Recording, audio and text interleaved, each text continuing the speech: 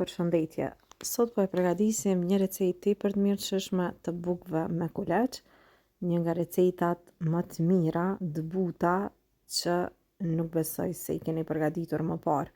Fillojmë me këtë recetë. Fillimisht, për ta përgatitur recetën na nevojiten 300 ml ujë të vakët, 120 ml qumësht ose një gotë të çajit,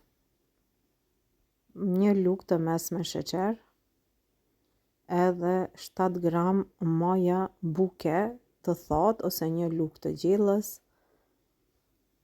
pak miell, vazhdojmë edhe shtojmë kos, 2 lugë të gjellës me kos, mandej një lugë të mesme me kryp, 2 lugë të gjellës vaj, e përzim, shtojmë mielin gradualisht nga pak, duke e përzier derisa të formohet brumi. Në total, pra për ta përgatitur këtë recetë, mu deshtën 730 gram miell, pra ju e matni me një matëse digjitale. Pasi brumi të formohet, do ta la brumin që të pushoj mirë. Brumi duhet me pushu për më spaku 1 orë, 1 orë e gjys, derisa të fryhet mjaftueshëm mirë. E lyejmë pak vaj mbi brumin, e mbështjellim edhe do ta la në një ambient ku është më ngrohtë, që brumi të dyfishohet më shpejt. Do ta lëni kështu, e pasi të jetë gati brumi, atëherë marrim edhe e punojmë. Gjithmonë buka me dalë më e mirë e lam brumin pra të dyfishohet mjaftueshëm mirë.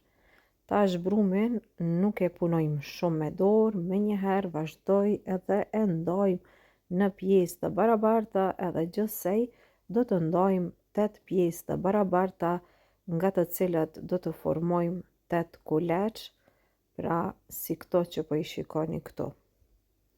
Vazhdojmë edhe i formojmë kuleç, ju japim formën e rrumbullakët.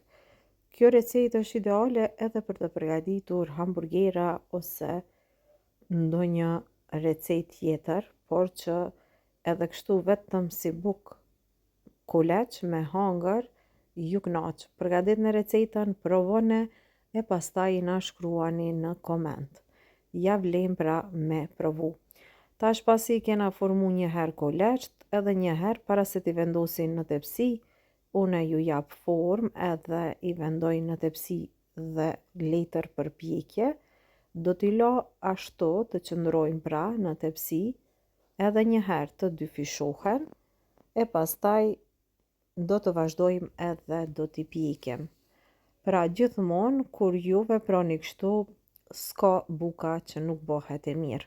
Provoni recetën, sepse jam e sigurt që të gjithë familja do t'a pëlqej edhe këtë recetë. E tash pasi që kanë pushu mirë dhe janë dyfishu, ndoshta gjysore 20 minuta, mvaret nga ambienti ku qëndrojnë, do t'i pjekim në temperaturë 200 gradë për 20 minuta. Furra e shporetit, para se me i shti me pjek, duhet të jetë e nxehur mirë. I pjekni për 20 minuta, e mandej pasi t'i largojmë nga zjarri, i lyeni me gjalp ose me margarin, edhe i leni kështu për një 5 minuta që të filloj edhe korja të zbutet. Edhe tash shikone pra se sa të buta edhe të mira që janë.